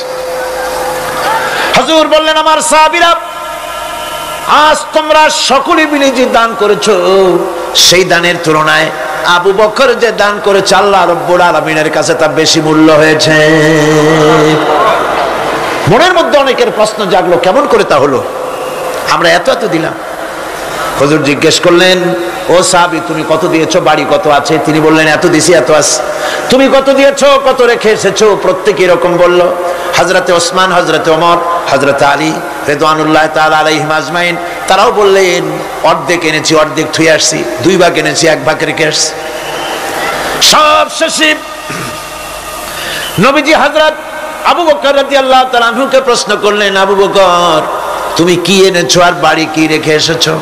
হযরত আবু বকর বলেন, ইয়া রাসূলুল্লাহ, ইয়া হাবিবাল্লাহ, আমার বাড়িতে জাগতিক সম্পদ বলতে যা বুঝায় সবটুকু এনে নবীজির কদম মোবারকে দান করে দিয়েছি। আবু বকরের ঘরে এখন আল্লাহ আর তার রাসূল ছাড়া কোনো জিনিস বাকি নাই, যা ছিল সব এনেছি। হুজুর জিহাদে রওনা হলেন 30,000 সৈন্য সাথে, 30 সহস্র সৈন্য নিয়ে নবীজি তাবুকের দিকে চললেন। পথের মধ্যে হযরত আব্দুল্লাহ এসে হুজুরের সামনে দাঁড়ায় গেছেন। আব্দুল্লাহ এসে বলেন, ইয়া রাসূলুল্লাহ, একটু দাঁড়ান। এই জিহাদে মেয়ে লোক, পুরুষেরা, সাহাবীরা সবাই প্রাণ ভরে দান করলো, কিন্তু আমি এমন এক বান্দা, আল্লাহর কিছুই দিতে পারলাম না। আমার তো দেওয়ার মতো কিছুই নাই হুজুর, আমার দেওয়ার মতো কিছুই নাই।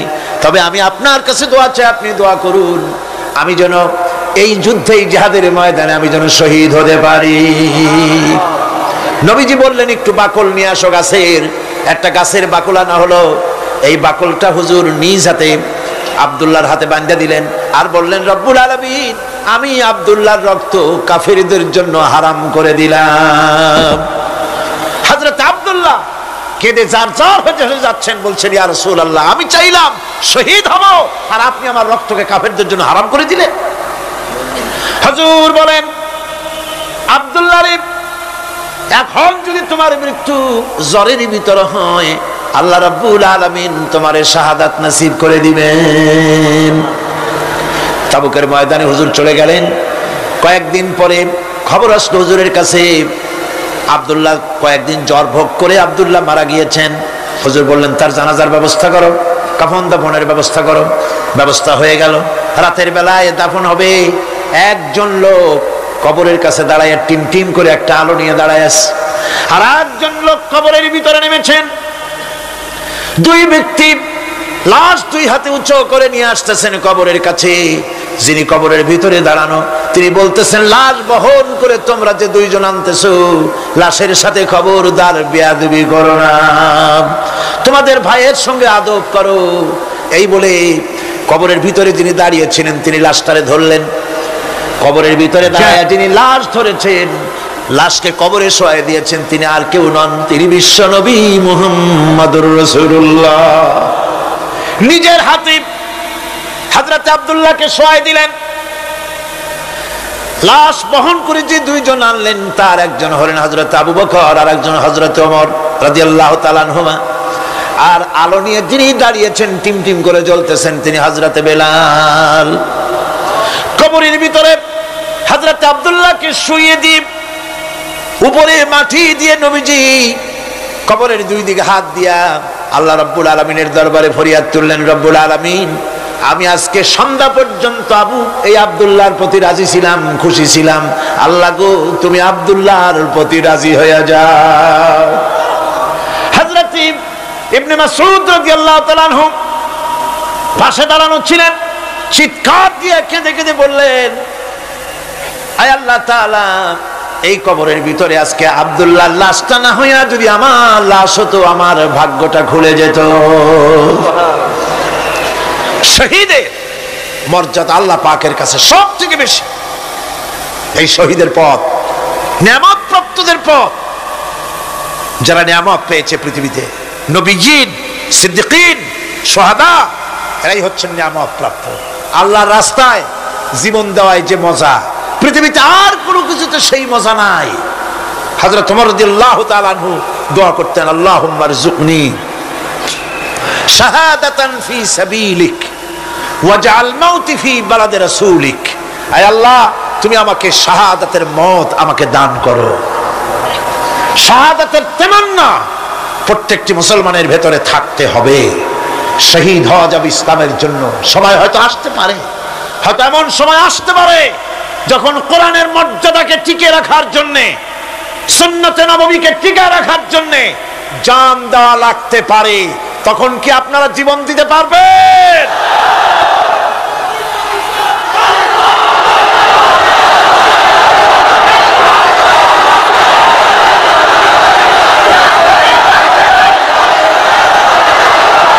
এরপরে চতুর্থ নম্বরে হচ্ছে সালিহিন। চতুর্থ নম্বরে কি? সালিহিন। সালিহিন হচ্ছে জীবনের প্রত্যেকটি ক্ষেত্রে যারা একনিষ্ঠভাবে আল্লাহর বিধান পালন করেছেন, যারা পুণ্যের সাথে সুদৃঢ় থেকেছেন, যারা অটল থেকে পুণ্যের সাথে, হকের সাথে অটল থেকেছেন, কোন অবস্থাতেই ইসলামী আদর্শের বিরুদ্ধাচরণ করেনি, তারাই হচ্ছেন সালিহিন। ইসলামের আদর্শ ছাড়ে নাই, পরিত্যাগ করে নাই, জীবনের সবকিছুর বিনিময় এটাকে আঁকড়ে ধরে থেকেছেন, ইসলামী আদর্শের পরিপন্থী কিচ্ছু করেন নাই। এরা হচ্ছেন সালিহিন। কোন আলহামদুলিল্লাহ। আল্লাহর অনুগ্রহ প্রাপ্ত কয় শ্রেণী? 4 শ্রেণী। নবীজিন, সিদ্দিকিন, শুহাদা, সালিহিন। এই 4 শ্রেণীর লোকেরাই হচ্ছে নিয়ামত প্রাপ্ত। আমরা বলেছি, সিরাতাল্লাযীনা আন'আমতা আলাইহিম গায়রিল মাগদুবি আলাইহিম ওয়ালাদ-দাল্লিন।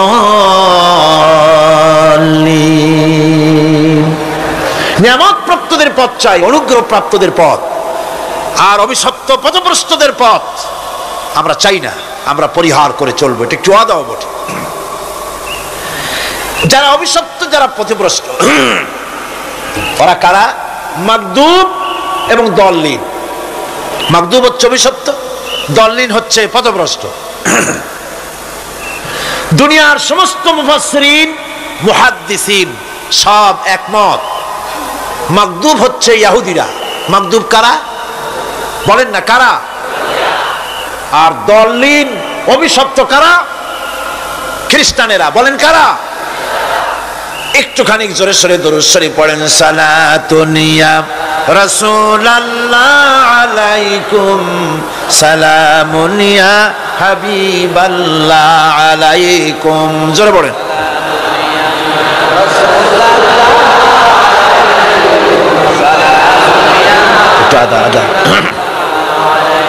সালাতুন ইয়া রাসূলুল্লাহ।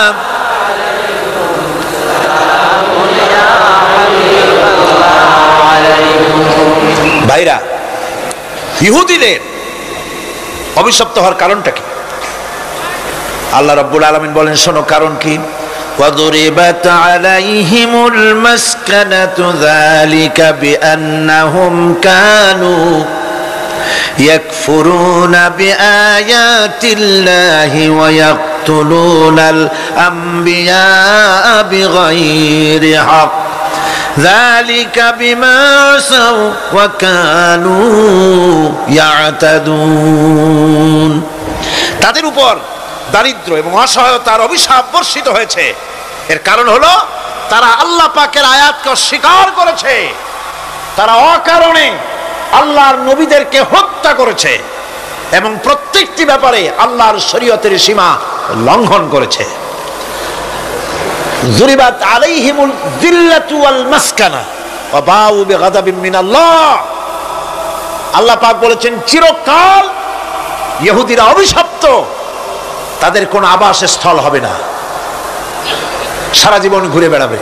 আপনারা বলবেন কই ঘুরে বেড়ায় না, তো তাদের তো জায়গা হইছে জেরুজালেমে, ইসরায়েলে, সেখানে তারা জায়গা করে নিয়েছে।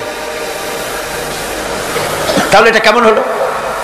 এটা এইভাবে হয়েছে, ওখানে তাদেরকে প্রতিষ্ঠিত করেছে আমেরিকা, ঠিক কিনা? আল্লাহ পাক কোরআন শরীফের মধ্যে বলেছেন যদিও মানুষের সাহায্যে কোনো জায়গায় তাদেরকে আল্লাহর ইচ্ছায় অথবা মানুষের সাহায্যে কোথাও যদি জায়গা হয়, অপমানের জীবন যাপন করতে হবে সারাটা জীবন কিয়ামত পর্যন্ত, দুঃখে দুঃখে মরতে হবে, দেশে দেশে ঘুরে বেড়াতে হবে ভিক্ষুকের মতো।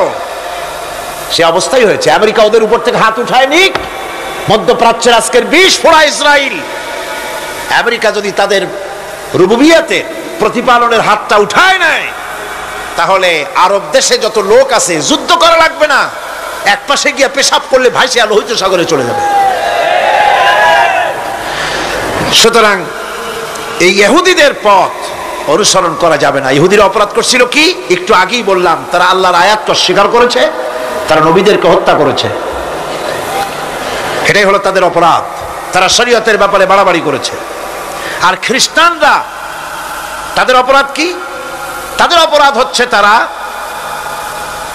আল্লাহর বিধানের উপরে তারাও বাড়াবাড়ি করেছে। তারা নিজেদের আল্লাহর বিধান বাদ দিয়ে নিজেদের মন গড়া জীবন যাপন শুরু করেছে। তারা ঈসা আলাইহিস সালামকে আল্লাহর ছেলে বানাইছে। তারা মদ খায়, তারা জিনা করে, তারা শুকর খায়। তাদের উপরে শরীয়তকে সম্পূর্ণ বুড়ো আঙ্গুল দেখায়া তারা মুশরিকের চাইতেও খারাপ হয়ে গিয়েছে, ঠিক কিনা? এরা হিন্দুরা কখনো বলে না যে আল্লাহর ছেলে মেয়ে আছে, বলে নাকি? কিন্তু ওরা আল্লাহর ছেলে বানাইছে, মেয়ে বানাইছে, বউ বানাইছে। নাউযুবিল্লাহ। আমেরিকায়, ইংল্যান্ডে, সেসব জায়গায় গির্জায় আজ আর খ্রিস্টান যাওয়ার লোক নাই। সপ্তাহে একদিন ইবাদত করে, সানডে। সেই সপ্তাহের একদিন ইবাদত করতে লোক পাওয়া যায় না। সেদিন তারা ফুর্তিনাট্টি করার জন্য বউ বাচ্চা নিয়ে, মদ টদ নিয়ে, সিবেচে গিয়ে কাপড় চোপড় ভালাইয়া যা খুশি তাই করে। তারা মসজিদে আসে না, কি বলে, গির্জায় যায় না। ফলে আমার নিজের চোখে দেখেছি বহুত গির্জা এমন আছে যার সামনে লেখা আছে ফর সেল, বিক্রয়ের জন্য। এই সাইনবোর্ড যখন লাগায়, এলাকার মুসলমানেরা চান্দা তুলিয়া গির্জা কিনা সব সমানে মসজিদ বানাইতেছে। ইংল্যান্ডে আজ থেকে 100 বছর আগে মসজিদ ছিল মাত্র একটা। সেই গ্রেট ব্রিটেনে এখন মসজিদের সংখ্যা 7000-এর উপরে। আলহামদুলিল্লাহ। সুতরাং এই খ্রিস্টান এবং ইহুদিদের পথ অনুসরণ করা যাবে না। কিন্তু তারপরেও আমরা অনুসরণ করছি না, করছি না? করছি। বিশ্বকবি, কবি সম্রাট আল্লামা ডক্টর ইকবাল রহমাতুল্লাহ আলাইহি সুন্দর করে বলেছেন, ওয়াদার মে হো তুম নসারা তু তামাদ্দুন মে হনুদ, ওয়াদার মে হো তুম নসারা তু তামাদ্দুন মে হনুদ, ये मुसलमान हैं जिन्हें देख के शर्माए यहूद।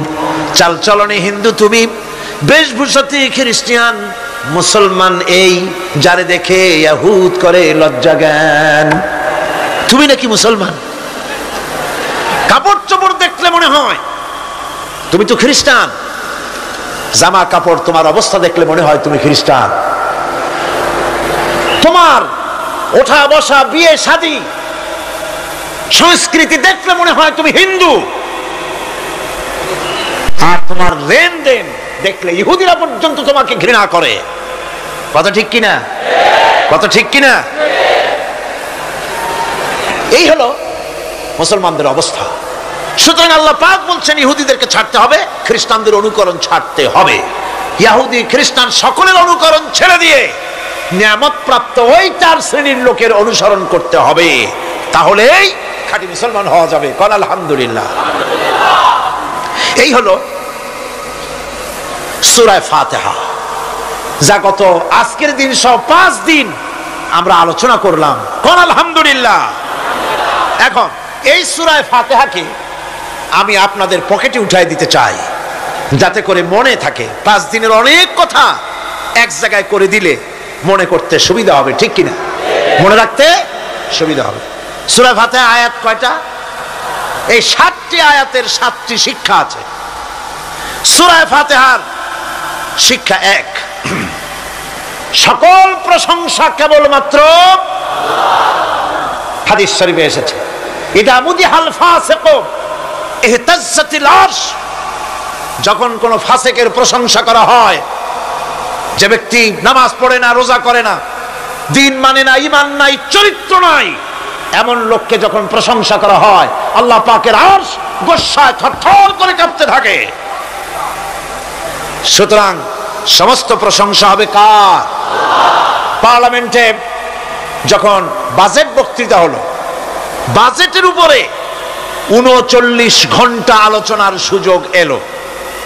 আমি দেখলাম প্রত্যেকেই আলোচনার সময় বলছেন, আমি স্মরণ করছি সহস্র বছরের অমুক, শ্রেষ্ঠ অমুক, আমার নেতা অমুক, এভাবে বলছে। প্রত্যেকেই দাঁড়িয়ে বলছে আমি স্মরণ করি অমুক আর তমুক। আমি খুব চিন্তায় পড়ে গেলাম, আহারে, পৃথিবীর 2য় বৃহত্তম মুসলিম দেশ, আমার আল্লাহর নাম উঠছে না। আমি সময় পেলাম 25 মিনিট। তথ্য মন্ত্রণালয়ের কলিজা তো পুঁটি মাছের মতো বড়, সেই জন্য আমার বক্তব্য তারা দেয় নাই। ওই 25 মিনিটে আমি যে আলোচনা করেছি, আমি প্রথম দাঁড়ায়া আমার তৃপ্তি, মনে হয় এই রকমের তৃপ্তি আমার কখনো নিকট বর্তমানে কোনোদিন হয়েছে কিনা আল্লাহই জানে। ওই দিন আমি যা তৃপ্তি পেয়েছি, আমি দাঁড়িয়ে বললাম নাহমাদু নুসাল্লি আলা হামদ সানা কুইয়া।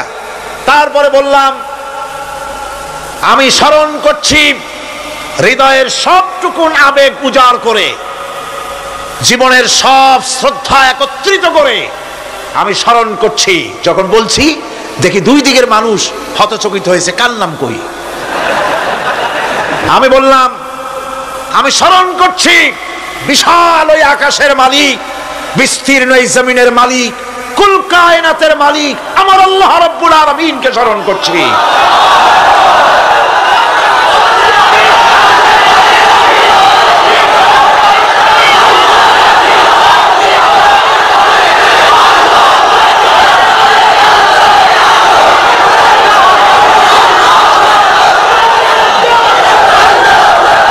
সুতরাং আমি দারুণ তৃপ্তি পেয়েছি।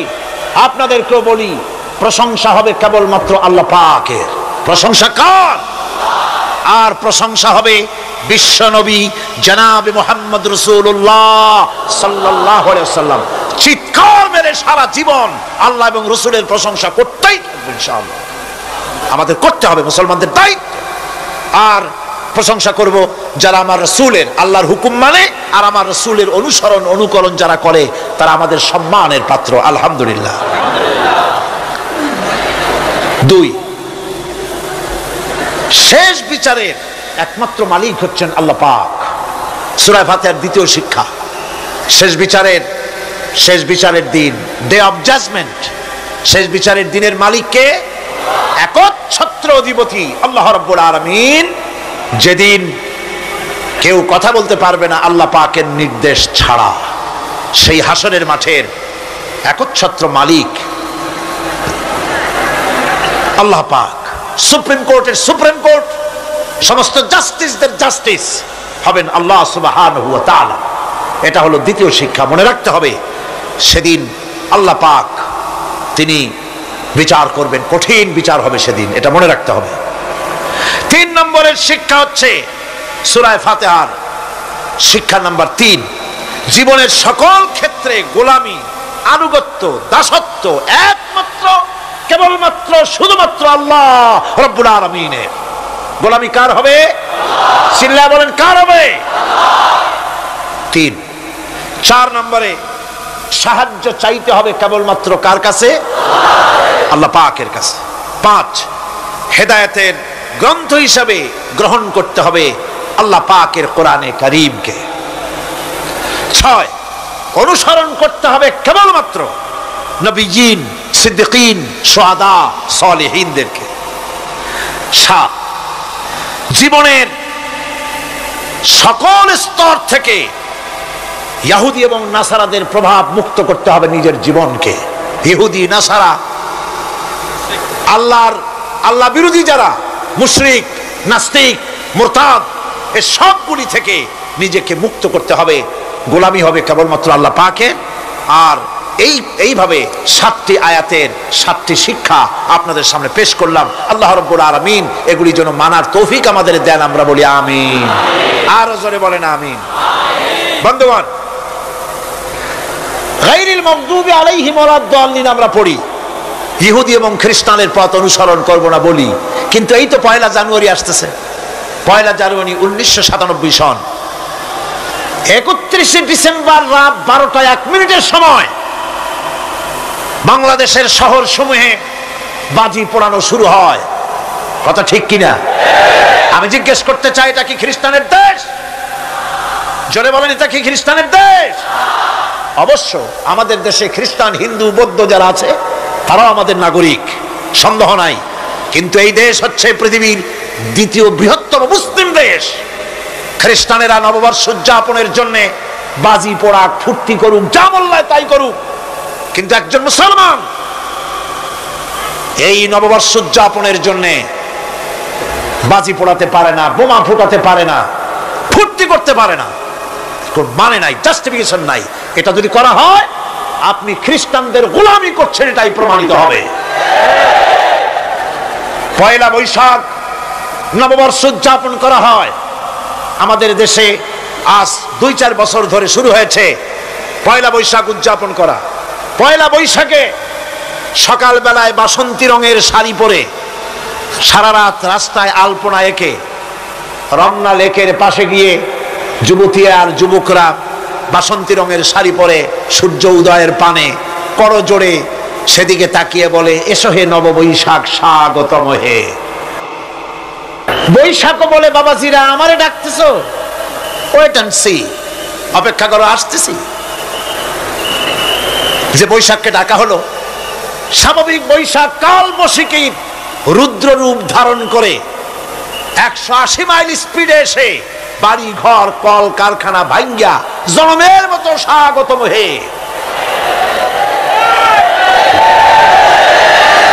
এরপর রাজনৈতিক নেতৃবৃন্দ এবং বুদ্ধিজীবী, ছাত্রছাত্রী, শিক্ষক, 1 শ্রেণীর শিক্ষকবৃন্দ মঙ্গল প্রদীপ জ্বালিয়ে দিনের সূচনা করেন। কুকুরের মুখোশ, গাধার মুখোশ, কুমিরের মুখোশ পরে মিছিল করেন। ঢোল আরো কি হাবিজাবি বাজাইয়া ফুর্তির চোটে সিটই পড়বে না খাড়া হয়ে থাকবে দিশা করতে পারে না। ঠিক কিনা কোন? আমি জিজ্ঞেস করি, 1 বৈশাখের সাথে উদযাপন, নববর্ষ উদযাপনের সাথে মুখোশ পরার সম্পর্ক কি? গরু আর গাধার শুকরের মুখোশ পরে আপনি কি বুঝাতে চান যে নতুন বছরটা জাতির সাথে গাধার মতো ব্যবহার করবেন অথবা কুকুরের মতো? নাউযুবিল্লাহি মিন যালিক। মুসলমানদের জন্য জায়েজ নাই, হারাম হারাম। বৈশাখের কোনো গুরুত্ব নাই। 1 বৈশাখ যদি কিছু করতেই হয়, ফজরের নামাজ পড়ে, দরুদ পড়ে, তেলাওয়াত করে আল্লাহর কাছে মুসলমানের দোয়া করা দরকার। আল্লাহ, বিগত বছরটা পার করেছি গুনাহ করে, নাফরমানি করে, আগামী বছর আমাদেরকে নেককার বানাও, নামাজি বানাও, চরিত্রবান বানাও, দিনদার বানাও, বছরটা দেশের জন্য, জাতির জন্য কল্যাণকর করে দাও। ভালো হইতো না? ভালো হইতো না? ভালো হতো। কিন্তু কপাল খারাপ, সংস্কৃতির নামে আসছে বেহায়াপনা। ভারতীয় উৎসব হয় বাংলাদেশে, ইন্ডিয়ান ফেস্টিভ্যাল, আমি প্রশ্ন করতে চাই সরকারের কাছে, বাংলাদেশের উৎসব ভারতে হয় কিনা? যদি বাংলাদেশের উৎসব ভারতে না হয়, বাংলার মাটিতে ভারতের উৎসব কেন?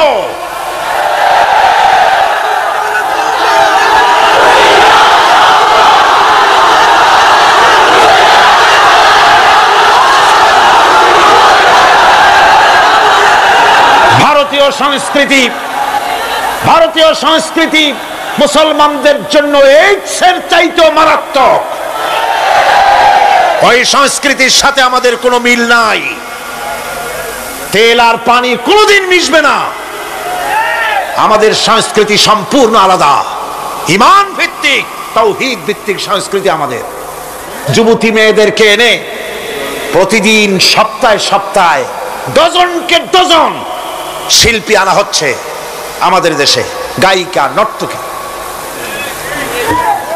আমাদের দেশের ভাবমূর্তিকে নষ্ট করা হয়েছে। গান বাজনার দিকে উঠে পড়ে লেগে গিয়েছে জাতি আজ। এই জাতির দুর্ভাগ্য কোথায় গিয়ে ঠেকবে আল্লাহ পাক জানেন। আমরা মুসলমান, আমাদের উন্নতি, আমাদের উরুজ, আমাদের জাওয়াল, আমাদের উন্নতি আর আমাদের অবনতি কিসে হবে? বিশ্বকাপ এ জাতির হাতে যতদিন ছিল তরবারি, এ জাতির হাতে যতদিন ছিল কোরআন, গোটা পৃথিবী তার পায়ের উপরে চুমা খেয়েছে। আর যেদিন কোরআনের পরিবর্তে জাতির হাতে এসেছে তানপুরা, বেহালা, ঢোল, সারিন্দা, নারিন্দা, সারেগামা, পাদানিসা, তখনই কপাল পুড়েছে জাতির।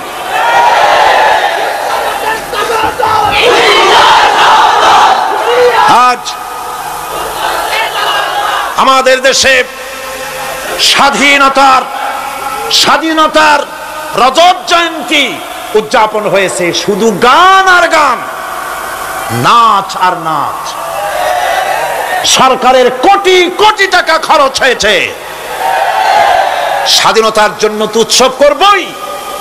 স্বাধীনতা থাকলে আমরা থাকবো, স্বাধীনতা না থাকলে আমরা গোলাম হয়ে যাব, ঠিক কিনা? কিন্তু আমার পদ্ধতি আলাদা, আমার ইসলামের পদ্ধতি আলাদা।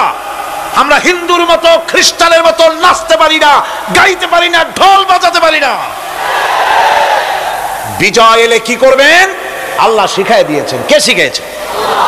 আল্লাহ রাব্বুল আলামিন বলেন, ইযা জাআ নাসরুল্লাহি ওয়াল ফাতহ ورأيت الناس يدخلون في دين الله أفواجا فسبح بحمد ربك واستغفر إنه كان توابا। আল্লাহর পক্ষ থেকে যখন বিজয় আসবে, ও নবী, বিজয় যখন আসবে আল্লাহর পক্ষ থেকে, তখন আপনি দেখতে পাবেন আল্লাহর পক্ষ থেকে মদদ, বিজয় যখন আসবে, দলে দলে লোক ইসলামের মধ্যে প্রবেশ করবে। এই বিজয় দেখে আপনি কি করবেন? আপনার জন্য দায়িত্ব তখন ফাসাব্বিহ বিহামদি রাব্বিকা ওয়াস্তাগফির ইন্নাহু কানা তাওয়াবা। আপনি বেশি করে ইস্তেগফার করুন, বেশি করে তাসবিহ পড়ুন। রাসূল কারীম সাল্লাল্লাহু আলাইহি ওয়াসাল্লাম এই সূরা নাযিল হওয়ার পর, ইসলামের চূড়ান্ত বিজয়ের মুহূর্তে এই সূরা যখন নাযিল হলো, রাসূল কারীম সাল্লাল্লাহু আলাইহি ওয়াসাল্লাম হাদিস শরীফে এসেছে সারাক্ষণ বেশিরভাগ পড়তেন সুবহানাকা আল্লাহুম্মা ওয়া বিহামদিকা নাস্তাগফিরুকা ওয়া নাতুবু ইলাইক। সুবহানাকা পড়েন, সুবহানাকা আল্লাহুম্মা ওয়া বিহামদিকা নাস্তাগফিরুকা ওয়া নাতুবু ইলাইক। রাসূল কারীম সাল্লাল্লাহু আলাইহি ওয়াসাল্লামকে হযরত আয়েশা সিদ্দিকা রাদিয়াল্লাহু তাআলা আনহা জিজ্ঞেস করেছেন, হুজুর আপনি এখন এই দোয়াটা এত বেশি বেশি করতেছেন কেন? হুজুর বলেছেন, এটা আমাকে পড়তে বলা হয়েছে, আমাকে ইস্তেগফার করতে বলা হয়েছে, আমাকে তাসবিহ করতে বলা হয়েছে। অর্থাৎ বিজয়ে বিনয়ী হও। স্বাধীনতা দেন আল্লাহ, টিকায় রাখার মালিকও সে আল্লাহর প্রতি রুজু হতে হবে, মাথা নত করতে হবে। ঢোল বাজাইয়া জাতির স্বাধীনতা রক্ষা করা যাবে না। গান গেয়ে নাটক করে ভারতীয় সংস্কৃতির উলঙ্গ বেহায়া নর্তকী এনে বাংলাদেশের স্বাধীনতা রক্ষা করা যাবে না। স্বাধীনতা রক্ষা করতে পারবে ইমানদার সাহসী সরকার।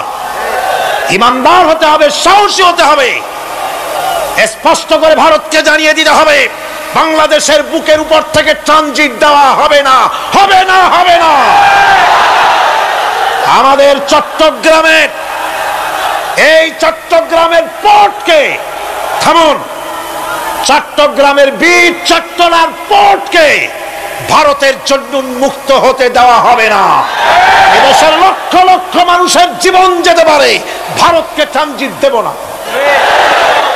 ভারতকে ট্রানজিট দেওয়ার অর্থ হলো ভারতের সেনাবাহিনীকে বাংলাদেশকে ওয়েলকাম করা, ভারতের ডেঙ্গু জ্বর, তাদের এইডস রোগ বাংলাদেশে আমদানি করা, বাংলাদেশকে ভুটান সিকিমের মতো ভারতের গোলাম বানিয়ে দেওয়া।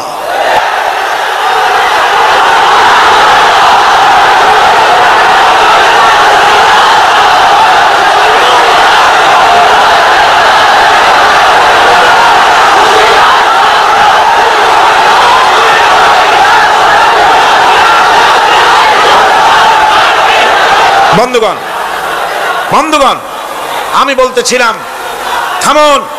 গায়রিল মাগদুবি আলাইহিম ওয়ালাদ-দাল্লিন, খ্রিস্টান, ইহুদি, হিন্দু, মুশরিক কার অনুসরণ করব না।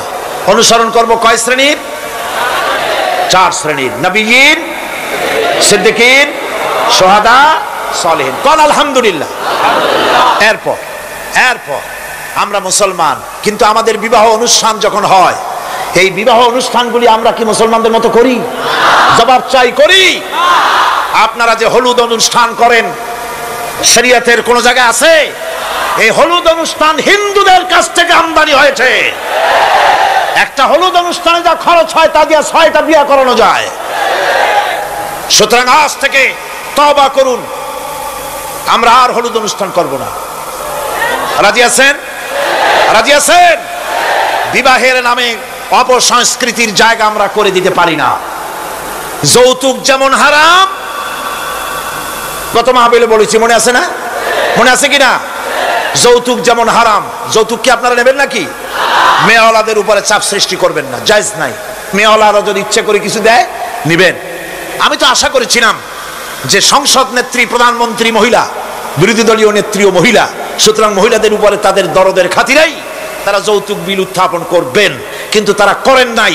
তাদের উচিত ছিল যৌতুককে ঝাঁটা মেরে বঙ্গোপসাগরে ফেলে দেওয়া, ওনারা তা করেন নাই। কিন্তু আমি ইনশাআল্লাহ সংসদে যৌতুক বিল জমা দেব ইনশাআল্লাহ।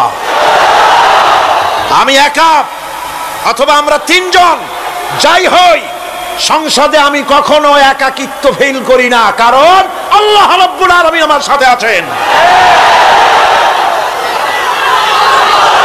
এই যৌতুক বিরোধী বিল উত্থাপন করে যৌতুক বন্ধ করতে হবে।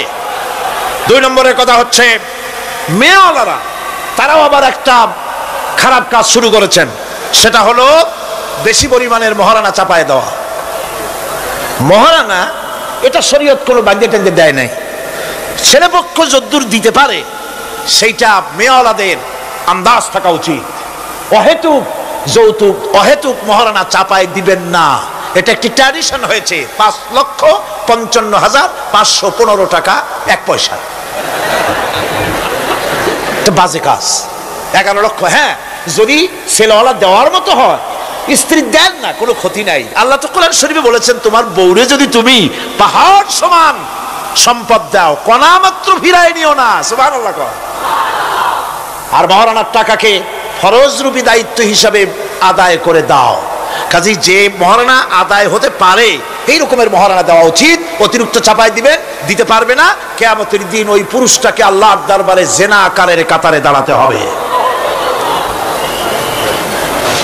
আমাদের বিবাহ সম্পর্কে এই কথাটা বললাম, মনে রাখবেন, যৌতুক নিবেন না, আর অতিরিক্ত মহারানার বোঝাও চাপাই দিবেন না। তবে যা দিতে পারে সেই রকমই আপনারা দিবেন। এরপরে আর একটা জিনিস আমাদের দেশে চালু আছে, যা হিন্দু খ্রিস্টানদের সঙ্গে মিলে যায়, তা হচ্ছে কোন সম্মানিত লোক মারা গেল, তার জন্য নীরব হয়ে দাঁড়ায় থাকা।